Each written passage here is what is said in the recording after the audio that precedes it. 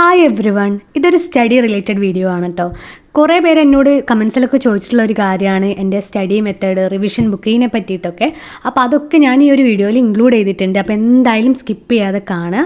അപ്പോൾ ഈ വർഷം എന്തായാലും പ്രൊഡക്റ്റീവായിട്ട് പഠിക്കണം എന്ന് വിചാരിച്ചതായിരുന്നു. അതുകൊണ്ട് അതിൻ്റെ മുന്നോടിയായിട്ട് ഞാൻ കുറേ നാളായിട്ട് ചെയ്യണമെന്ന് വിചാരിച്ചൊരു കാര്യമാണ് ഈ ഒരു പിൻ ബോർഡ് ഉണ്ടാക്കുക എന്നുള്ളത്. അപ്പോൾ ഈ പിൻ ബോർഡിനായിട്ട് ഞാൻ യൂസ് ചെയ്തിട്ടുള്ളത് വേറെ ഒന്നുമല്ല, നമ്മൾ കേക്കൊക്കെ വാങ്ങുമ്പോൾ അതിൻ്റെ ഇപ്പം ഹോൾഡ് ചെയ്യാനായിട്ട് കിട്ടുന്ന ഒരു ബോർഡില്ലേ, അത് ഏകദേശം ഈ ഒരു സ്ക്വയർ ഷേപ്പിലായിരുന്നു. അപ്പോൾ ഞാൻ അതാണ് യൂസ് ചെയ്യണത്. പിന്നെ ഇതുപോലെ കുറേ ഇമേജസ് ഞാൻ പിൻട്രസ്റ്റിൽ നിന്ന് ഡൗൺലോഡ് ചെയ്തിട്ട് പ്രിൻ്റ് എടുത്തിട്ടുണ്ട്. പിന്നെ എൻ്റെ തന്നെ കുറേ ഫോട്ടോസ് ഞാൻ ക്യാൻവയിൽ പോയിട്ട് എഡിറ്റ് ചെയ്തിട്ട് അതൊരു ഫോട്ടോ ബൂത്തായിട്ട് ഞാൻ ഡൗൺലോഡ് ചെയ്തിട്ടുണ്ട്. പിന്നെ ഇതുപോലെ ക്യൂട്ട് ഐറ്റംസും അതും ക്യാൻവയിൽ തന്നെ ഡൗൺലോഡ് ചെയ്തിട്ട് പ്രിൻ്റ് എടുത്തിട്ടുള്ളതാണ്. ഇത് ഒരു ഷീറ്റ് പ്രിൻ്റ് എടുക്കുന്നതിന് 30 രൂപ എങ്ങനെ ആയിട്ടുള്ളൂ കേട്ടോ. ക്യാൻവയിലൊക്കെ കുറേ ടെംപ്ലേറ്റ്സ് ഒക്കെ അവൈലബിൾ ആണ്. അപ്പോൾ അതൊക്കെ എഡിറ്റ് ചെയ്യാനായിട്ട് ഭയങ്കര സിമ്പിളാണ്, അത്ര ബുദ്ധിമുട്ടൊന്നുമില്ല. പിന്നെ ഞാനിതാ ഈ ഒരു ബോർഡിൻ്റെ ബാക്ക് വശത്ത് ഇതുപോലെ ഡബിൾ സൈഡ് ടാപ്പ് ഒട്ടിച്ച് കൊടുക്കുന്നുണ്ട്. പിന്നെ പിൻ ബോർഡ് എന്താണെന്ന് വെച്ചിട്ടുണ്ടെങ്കിൽ അത് വിഷൻ ബോർഡുമായിട്ട് കുറേ സിമിലാരിറ്റീസ് ഉണ്ട്. എല്ലാവരും ഈ 2025 വിഷൻ ബോർഡ് ഇങ്ങനെ ബോർഡിലാക്കിയിട്ടാണ് സ്റ്റിക്ക് ചെയ്ത് വെച്ചത്. പക്ഷെ ഞാനത് ജേർണലിലേക്ക് ആക്കിയതിൻ്റെ മെയിൻ റീസൺ എന്ന് പറയുന്നത് എനിക്ക് ഇങ്ങനെ പിൻ ബോർഡ് വെക്കണം എന്നുള്ളത് കുറേ നാളായിട്ടുണ്ടായിരുന്നു. അപ്പോൾ ഇതെന്തിനാന്ന് വെച്ചിട്ടുണ്ടെങ്കിൽ വിഷൻ ബോർഡ് എന്ന് പറയുമ്പം അതൊരു ലോങ് ടേം ഗോൾസ് ആണ്. നമുക്ക് ലൈഫിൽ അച്ചീവ് ചെയ്യേണ്ട ഗോൾസ്, മാനിഫെസ്റ്റ് ചെയ്യേണ്ട കാര്യങ്ങൾ നമ്മളൊരു വിഷൻ പോലെ ആക്കി വെക്കുന്നതാണ്. പക്ഷേ പിൻ ബോർഡ് എന്ന് പറയുമ്പം ഒരു ലോങ് ടൈമിലേക്കല്ല, ഒരു ഷോർട്ട് ടൈമിലേക്ക്, ഒരു ടെമ്പററി ആയിട്ടുള്ള ഗോൾസ്, കാര്യങ്ങൾ, ഡെയിലി റൂട്ടീൻസ്, നമ്മുടെ daily to do list, weekly schedule, ഇങ്ങനത്തെ കാര്യങ്ങളൊക്കെ സ്റ്റിക്ക് ചെയ്ത് വെക്കാം. അത് നമുക്ക് ഇങ്ങനെ ഓരോ വീക്ക്ലി ഡെയിലി നമുക്കതിങ്ങനെ മാറ്റിക്കൊണ്ടിരിക്കണം. പിന്നെ എന്തെങ്കിലും മെമ്മറീസ്, നമുക്ക് റീസെൻ്റായിട്ട് പോകണമെന്ന് ആഗ്രഹിക്കുന്ന സ്ഥലങ്ങൾ, പിന്നെ കുറച്ച് ഡെയിലി വേണ്ട റിമൈൻഡർ ആയിട്ടുള്ള കോഡ്സ്, മോട്ടിവേഷൻസ്, ഇങ്ങനത്തെ കാര്യങ്ങളൊക്കെ നമുക്ക് ഇതിൻ്റെ മുകളിൽ സ്റ്റിക്ക് ചെയ്ത് വെക്കാം. മെയിനായിട്ട് ഇതൊരു പ്രാക്ടിക്കൽ യൂസിന് വേണ്ടിയിട്ടാണ് കേട്ടോ. അപ്പോൾ ഞാൻ എൻ്റെ ഡെയിലി റൂട്ടീനൊക്കെ ഒരു പേപ്പറിൽ എഴുതിയിട്ടുണ്ട്. എന്നിട്ട് ഇതൊരു ട്രയൽ പോലെ വെച്ച് നോക്കുകയാണ്, എങ്ങനെ വെച്ചാലാണ് ഭംഗി ഉണ്ടാവുക, ആസ്തറ്റിക് ആവുക എന്നൊക്കെ ഉള്ളത്. പിന്നെ ഞാൻ ഈ തിന്നായിട്ടുള്ള ഡബിൾ സൈഡ് ടാപ്പാണ് കേട്ടോ യൂസ് ചെയ്യുന്നത്. അതത്ര സ്റ്റിക്കി അല്ലാത്തതുകൊണ്ട് തന്നെ നമുക്ക് ആവശ്യത്തിന് അറേഞ്ച്മെൻറ്റ്സ് ഒക്കെ മാറ്റണം എന്നുണ്ടെങ്കിൽ അത് ഈസി ആയിട്ട് ടൈമിൽ തന്നെ പറിച്ചെടുക്കാൻ പറ്റുന്നതേ ഉള്ളൂ കേട്ടോ.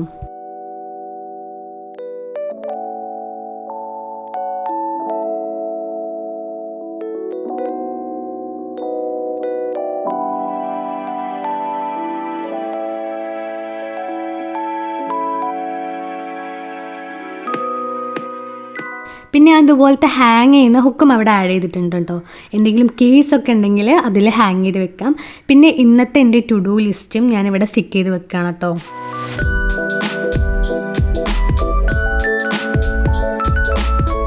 എൻ്റെ കയ്യിൽ അങ്ങനെ ഇമ്പോർട്ടൻറ്റ് കീസ് ഒന്നും ഇല്ലാത്തതുകൊണ്ട് തന്നെ ഞാൻ ഈ ഒരു ക്യൂട്ട് കീ ചെയിനാണ് കേട്ടോ ആഡ് ചെയ്യുന്നത്. അതാകുമ്പോൾ കാണാൻ കുറച്ചും കൂടി ഒരു ഭംഗി ഉണ്ടാവും. അങ്ങനെ ഈ ഒരു പിൻ ബോർഡ് റെഡി ആയിട്ടുണ്ട്. എനിക്കിവിടെ വിൻഡോ സൈഡിൽ തന്നെ ആയതുകൊണ്ട് അങ്ങനെ വോളൊന്നുമില്ല. അപ്പം ഈ ഒരു വാർഡ്രോബ് ഉണ്ട്, അതിന്മേലാണ് കേട്ടോ ഞാൻ സ്റ്റിക്ക് ചെയ്ത് വെക്കുന്നത്. പിന്നെ നിങ്ങൾക്ക് കൂടുതൽ ഇൻസ്പിറേഷൻസ് വേണമെന്നുണ്ടെങ്കിൽ പിൻട്രസ്റ്റിൽ പോയിട്ട് നോക്കാവുന്നതാണ്.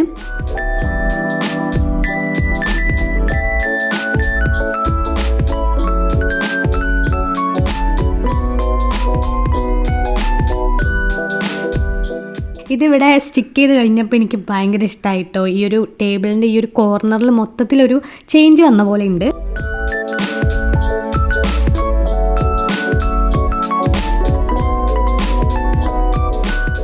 ആൻഡ് ഗൈസ്, ഇത് നെക്സ്റ്റ് ഡേ ആണ്. ഇന്നലെ പിന്നെ എനിക്ക് സ്റ്റഡീസൊന്നും ഷൂട്ട് ചെയ്യാനായിട്ട് സമയം ഉണ്ടായിരുന്നില്ല.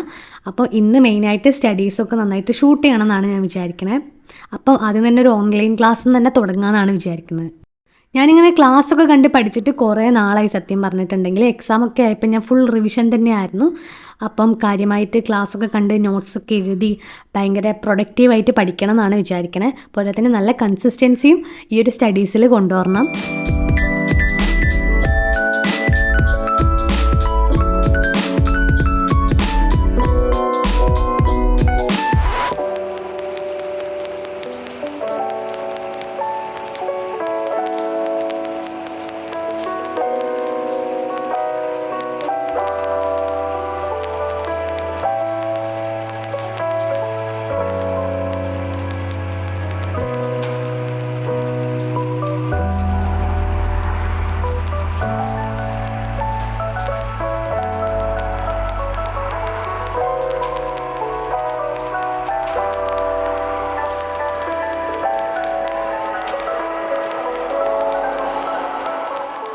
നെക്സ്റ്റ്, നിങ്ങൾ സ്റ്റുഡൻസ് ആണെന്നുണ്ടെങ്കിൽ നിങ്ങൾക്ക് എന്തായാലും ഹെൽപ്ഫുൾ ആവുന്നൊരു സ്റ്റഡി അല്ലെങ്കിൽ റിവിഷൻ മെത്തേഡാണ് കേട്ടോ ഞാൻ ഇൻട്രൊഡ്യൂസ് ചെയ്യാനായിട്ട് പോകുന്നത്.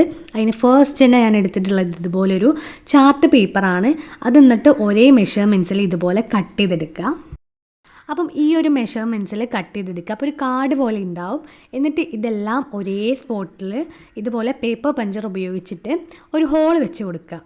എന്നിട്ട് എന്താ ചെയ്യേണ്ടത് വെച്ചിട്ടുണ്ടെങ്കിൽ, നിങ്ങൾ പഠിക്കുന്ന ടോപ്പിക്സിലെ ഏറ്റവും ഇമ്പോർട്ടൻ്റ് ആൻഡ് റെലവൻ്റ് ആയിട്ടുള്ള ആ ഒരു പാർട്ട് ഇതിലേക്ക് എഴുതി വയ്ക്കുക. ഓരോ കാർഡ്സിലേക്കും എഴുതി വയ്ക്കുക. അത് ഏറ്റവും ഷോർട്ടാക്കി എഴുതിയാൽ അത്രയും നല്ലത്. കാരണം ഇതൊരു റിവിഷൻ മെത്തേഡാണ്. നിങ്ങൾക്ക് കൂടുതൽ റിവൈസ് ചെയ്യാൻ വേണ്ടിയിട്ടും കൂടുതൽ അത് മൈൻഡിലേക്ക് കൊണ്ടുവരാൻ വേണ്ടിയിട്ടുള്ളൊരു മെത്തേഡാണ് കേട്ടോ ഇത്. അപ്പോൾ ഈ ഒരു സ്റ്റഡി മെത്തേഡിനെ പറയുന്ന പേരാണ് ഫ്ലാഷ് കാർഡ് മെത്തേഡ്. നമ്മൾ ഉണ്ടാക്കുന്ന ഈ ഒരു സാധനമാണ് ഫ്ലാഷ് കാർഡ്. അപ്പം ഇത് റെഡിമെയ്ഡായിട്ട് നമുക്ക് വാങ്ങിക്കാനായിട്ട് കിട്ടും. ഞാനിവിടെ ഉണ്ടാക്കിയെന്നേ ഉള്ളൂ. ഇനി ഇതുപോലെ എന്താ പറയുക, പേപ്പർ പഞ്ചറൊന്നും ഇല്ലയെന്നുണ്ടെങ്കിൽ നമുക്ക് പേന വെച്ചിട്ട് കുത്തി ഓട്ടയാക്കാനും പറ്റും. അപ്പം ഞാൻ എൻ്റെ ഇമ്പോർട്ടൻ്റ് ആയിട്ടുള്ള കുറേ റെലവൻ്റ് ആയിട്ടുള്ള ടോപ്പിക്സ് ഇതിലേക്ക് എഴുതി വെക്കുകയാണ്. ഇത് നമ്മുടെ മെമ്മറി പവർ നന്നായിട്ട് ബൂസ്റ്റ് ചെയ്യും കേട്ടോ. പിന്നെ എക്സാംസിനൊക്കെ മുന്നേ ഒരു ക്വിക്ക് റിവിഷനായിട്ട് യൂസ് ചെയ്യുക. പിന്നെ നമ്മൾ ട്രാവൽ ചെയ്യുന്ന സമയത്ത് എവിടെയെങ്കിലും ബോർ അടിച്ചിരിക്കുന്നൊക്കെ സമയത്ത് ഇതൊരു റിവിഷൻ മെത്തേഡാക്കി യൂസ് ചെയ്യാം. അതുപോലെ സ്ക്രീൻ ടൈമും കുറയ്ക്കാനായിട്ട് ഹെൽപ്പ് ചെയ്യും കേട്ടോ.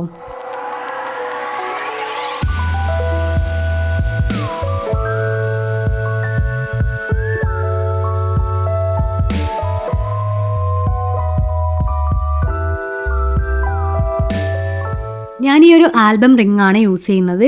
ഇനിയിപ്പോൾ ഇതില്ല എന്നുണ്ടെങ്കിൽ ത്രെഡ് യൂസ് ചെയ്യാം. അതുപോലെ സേഫ്റ്റി പിന്ന്, വലിയ സേഫ്റ്റി പിന്നൊക്കെ യൂസ് ചെയ്യാം കേട്ടോ. അപ്പോൾ ഇത് ഉണ്ടാക്കി കഴിഞ്ഞപ്പോൾ ഇത് എങ്ങനെയാണ് കേട്ടോ ഉള്ളത്. ഇത് ഭയങ്കര ഈസി ആയിട്ട് നമുക്ക് പേജസൊക്കെ മറിച്ച് നോക്കാനായിട്ട് പറ്റും. പിന്നെ ഇത് നമുക്ക് ടോപ്പിക് വൈസും എഴുതാം, അല്ലാതെ എഴുതാം. ഞാൻ അല്ലാതെ തന്നെയാണ് ഇതിൽ എഴുതി വെച്ചിട്ടുള്ളത്.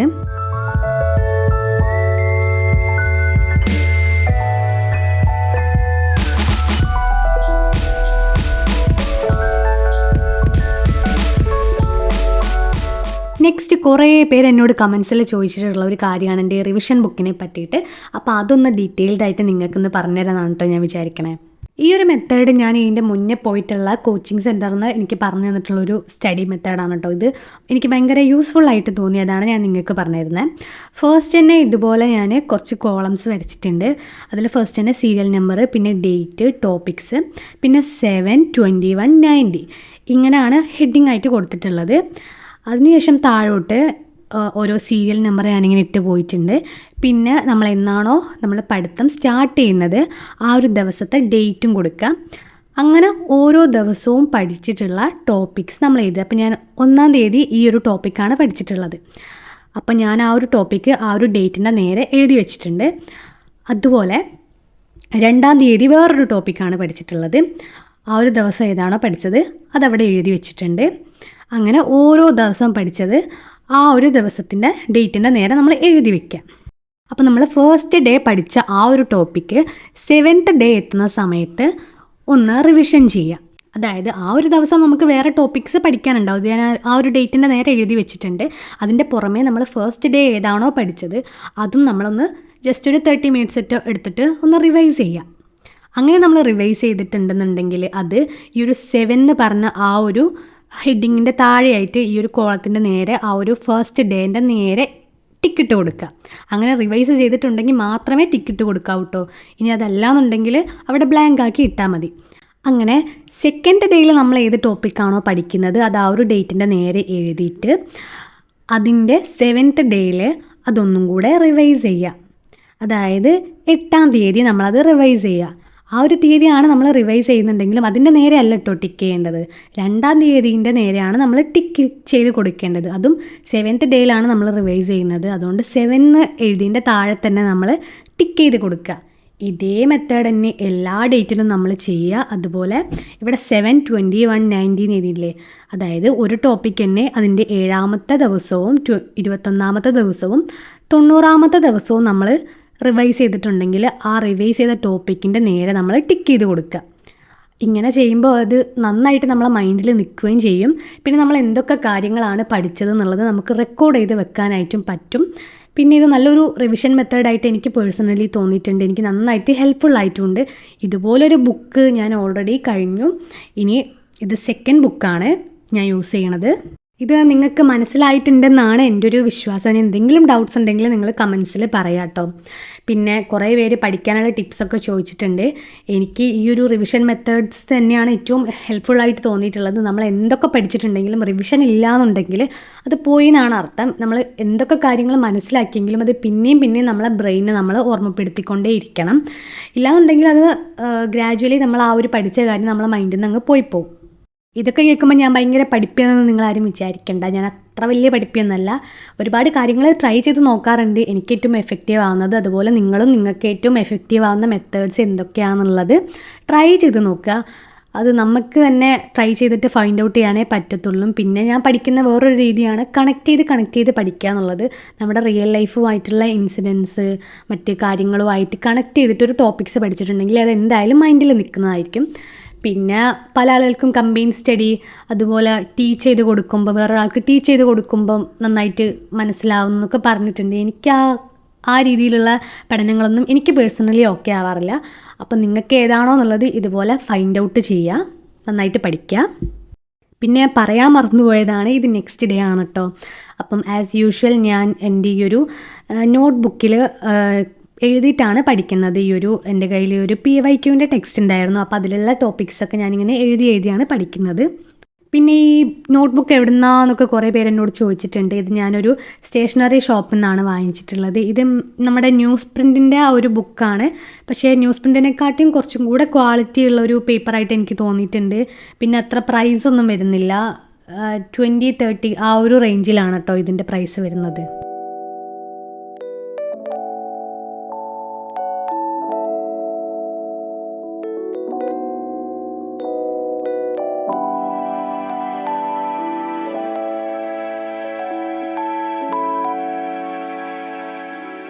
ഇതാണ് കേട്ടോ ഏറ്റവും ലാസ്റ്റ് സാറ്റിസ്ഫൈങ് ആയിട്ടുള്ള ഒരു കാര്യം എന്ന് പറയാൻ, നമ്മൾ കവർ ചെയ്തിട്ടുള്ള ടോപ്പിക്സൊക്കെ ഒന്ന് മാർക്ക് ചെയ്ത് കൊടുക്കുകയാണ്. ഇങ്ങനെ ചെയ്യുമ്പോൾ നമുക്ക് ഭയങ്കര ഒരു ഒരു സന്തോഷം ഫീൽ ചെയ്യും. അപ്പം ഗൈസ്, ഇത്രയേ ഉള്ളൂ ഇന്നത്തെ video. Thank you so much for watching.